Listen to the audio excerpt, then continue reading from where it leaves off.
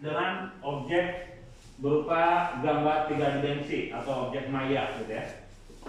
Jadi di dalam objek maya ini ada gambar 3 dimensi maupun gambar 2 dimensi. Tergantung kita nanti membuatnya seperti apa gitu ya. Nah, di sini untuk cara kerja dari aplikasi AR ini augmented reality itu secara umum ya dalam penyebutannya biasanya disingkat yaitu AR. Jadi di dalam augmented reality ada istilah AR ataupun VR gitu ya, virtual reality. Jadi antara AR dan VR ini sedikit berbeda ya, walaupun sama-sama aja menggunakan model yang sama yaitu augmented reality, cuman alat yang digunakannya itu yang berbeda ya.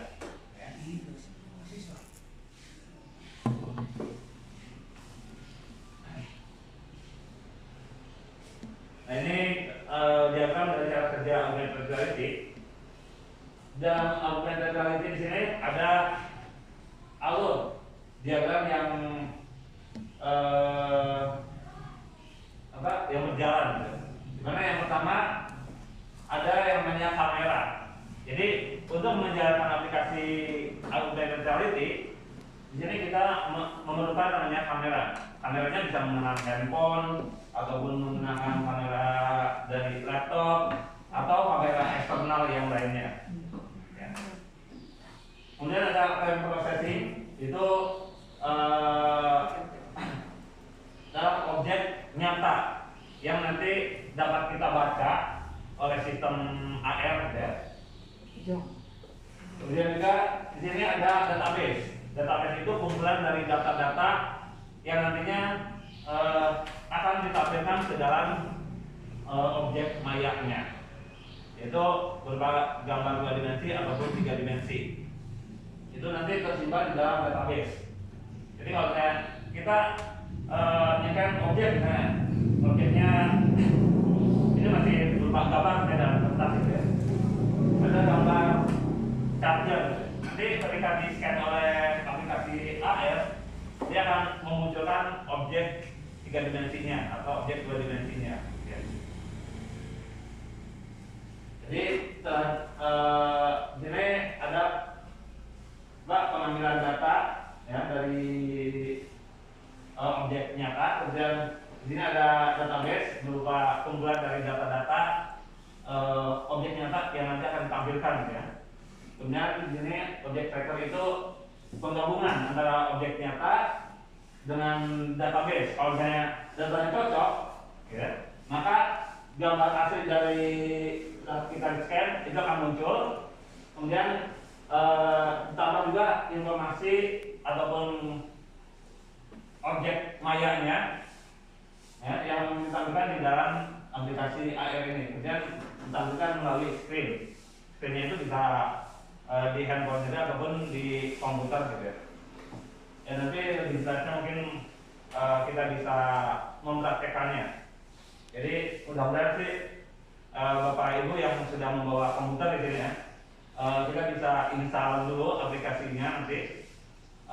Tapi memang aplikasinya cukup berat ya. Jadi sekitar 4 GB kalau sudah diinstalnya.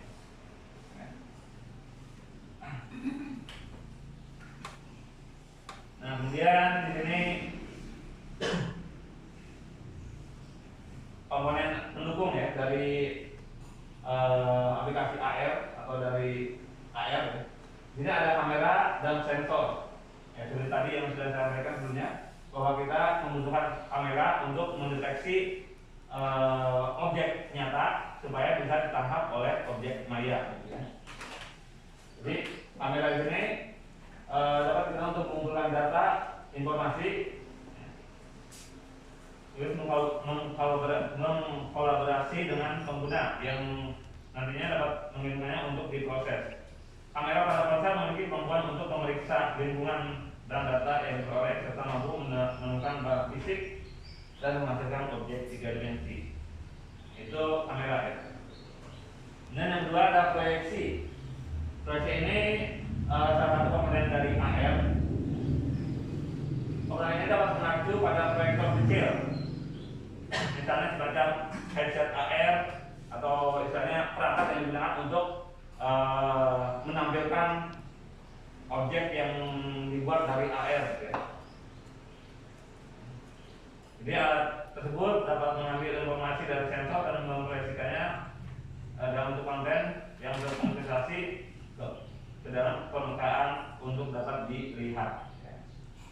Ini proyeksi. Kemudian ada istilah dari komponen air itu yang ketiga adalah refleksi.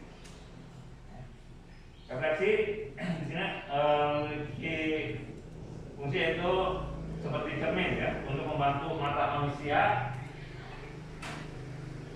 untuk melihat gambar secara virtual. Jadi ini karena beberapa darinya memiliki variasi cermin kecil yang ditekuk dan beberapa lagi memiliki cermin sisi ganda yang berfungsi untuk menunjukkan cahaya ke kamera dan ke mata pengguna. Jadi di aplikasi ini memang sudah ada fitur refleksi yang dapat menampilkan objek 3 dimensi ataupun 2 dimensi tersebut sehingga mirip dengan benda aslinya, gitu ya. Walaupun kita yang scan itu hanya berupa gambar, tapi ketika dimunculkan mirip dengan objek aslinya. Kemudian berikutnya ada jenis-jenis dari AR. Jadi untuk AR ini memang ada beberapa jenis. Yang pertama ada dalam bentuk marker based, ya, mark based augmented reality, yaitu beberapa orang menyebutnya sebagai image recognition. Jadi untuk pendeteksi gambar. Nah, jadi karena jenis AR ini memerlukan objek visual khusus dan kamera untuk memindainya, objek visual bisa berbentuk apa saja, dari mulai kode QR ya, yang dapat yang dicetak di kertas maupun simbol-simbol yang lain. Ya. Perangkat AR ini juga menghitung posisi dan orientasi marker untuk memposisikan konten. Dan begitu marker akan menampilkan animasi digital ya, yang dapat dilihat oleh pengguna. Itu untuk jenis AR berupa marker based augmented reality. Dan kedua ada yang jenisnya markerless, ya. Markerless augmented reality, yaitu jenis AR yang dapat dipakai secara luas, di mana markerless AR ini menggunakan teknologi GPS.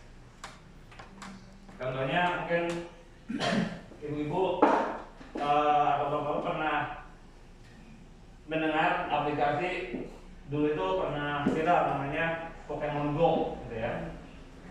Ya, aplikasi Pokemon Go dulu ada.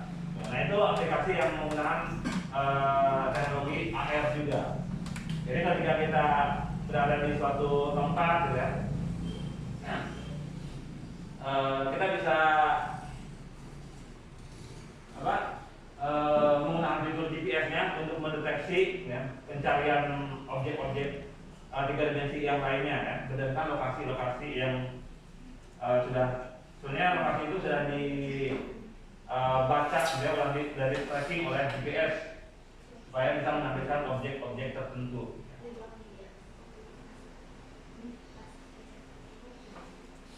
Kemudian yang berikutnya jenis dari AR ada namanya projection based augmented reality, di mana jenis ini bekerja dengan cara memproyeksikan cahaya, ya, memproyeksikan cahaya buatan ke permukaan nyata, ke permukaan real. Dan yang terakhir dari jenis AR ini adalah super imposition, ya. Super imposition based augmented reality, yaitu fungsinya dia mampu menggantikan tampilan asli dengan augmented, ya, baik full maupun sebagian. Ya. Ini contoh dari aplikasi aplikasi yang pernah menggunakan AR ya, yaitu Pokemon Go. Ini dulu sempat viral ya. Ya karena ya saking asiknya ya menggunakan game ini sehingga tahu-tahu si pengguna itu berada di lokasi yang ya bisa membahayakan gitu ya. Dan yang kedua contohnya aplikasi AR ini dapat digunakan untuk pelatihan tenaga medis ya, bagi para tenaga medis.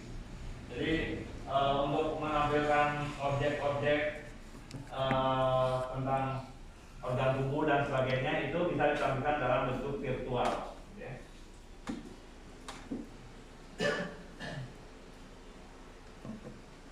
Nah itu mungkin yang bisa saya sampaikan untuk materinya, dan selanjutnya kita mungkin bagi bapak maupun ibu guru yang mau bertanya silakan, dan juga kita akan langsung mencoba mempraktekkan ya untuk belajar membuat aplikasi sederhana. Jadi nanti harapannya sih bapak-bapak maupun ibu-ibu bisa membuat aplikasi sederhana ya,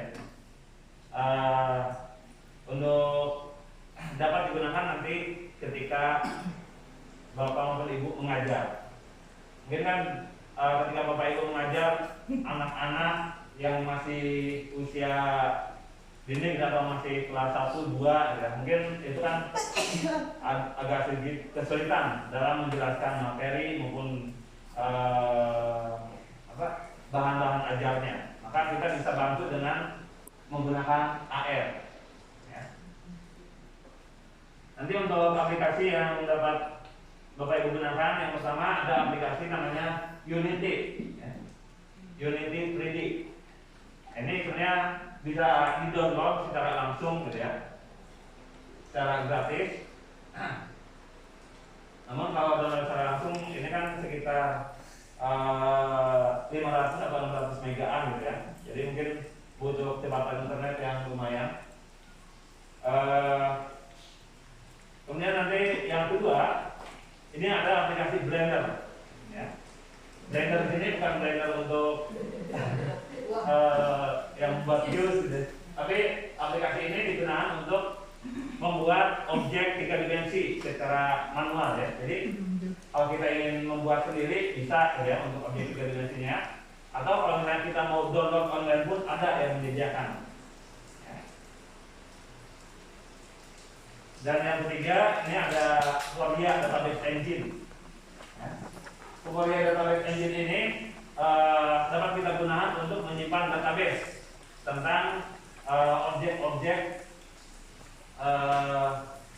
tentang marker ya, marker yang tadi sempat saya bahas sebelumnya. Marker itu adalah gambar objek ya, yang nantinya dapat kita simpan ke database dan juga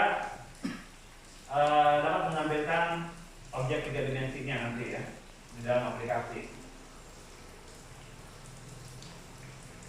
Oke, itu yang bisa saya sampaikan. Mungkin selanjutnya kita langsung aja atau bagaimana Bu mau mempraktekannya. Tapi sebelumnya di sini mungkin Ibu perlu mengcopy dulu file